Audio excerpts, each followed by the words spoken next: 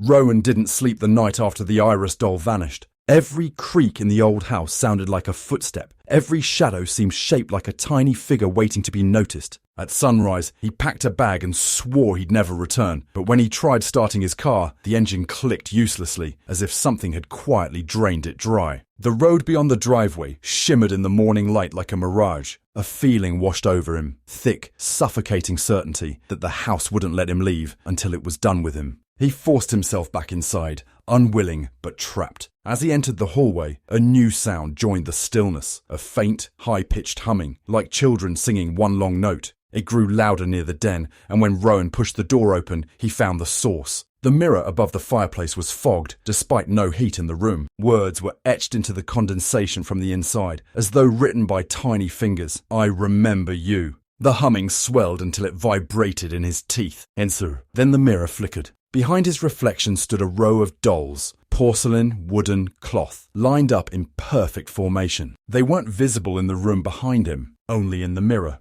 And in the center stood Iris's doll, holding something small and white. Rowan leaned closer, breath shallow. The doll lifted the object slowly, deliberately, and pressed it to the glass. A tooth. A human tooth. Rowan stumbled back as the mirror cracked outward in a spiderweb of fractures. The humming stopped, replaced by a single, sharp knock from behind the glass, as though something inside wanted out. The crack spread like a living vein. Rowan fled the den and slammed the door, heart racing. But the sound followed him, a faint tapping echoing from every reflective surface he passed. Picture frames, windows, even the black screen of the old television. He caught a glimpse of Iris's doll watching from inside the TV's reflection, though the TV was off. Its tiny porcelain fingers tapped the inside of the screen in slow rhythmic beats. Rowan realized then the dolls weren't confined to the house anymore. They were learning to move through surfaces, through images, through memory itself. Desperate, Rowan searched his aunt's journals again, flipping past diagrams, hair samples, scraps of fabric, and sketches of human faces. Near the back, he found a page he hadn't noticed before, marked with dried glue and smudged paint.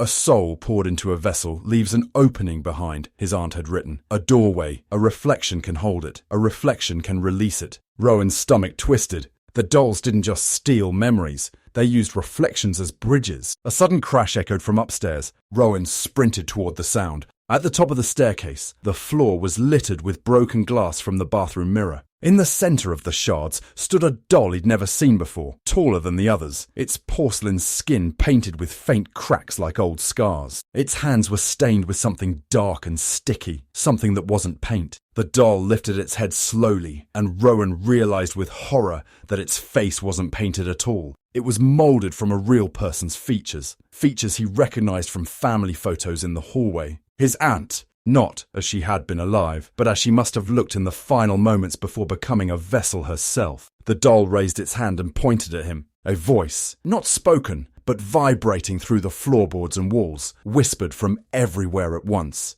The door is open. Come see what you left behind. And behind the doll, deep within the cracked bathroom mirror, Rowan saw movement, shadows shifting, dozens of tiny silhouettes crawling forward as though preparing to step into the world.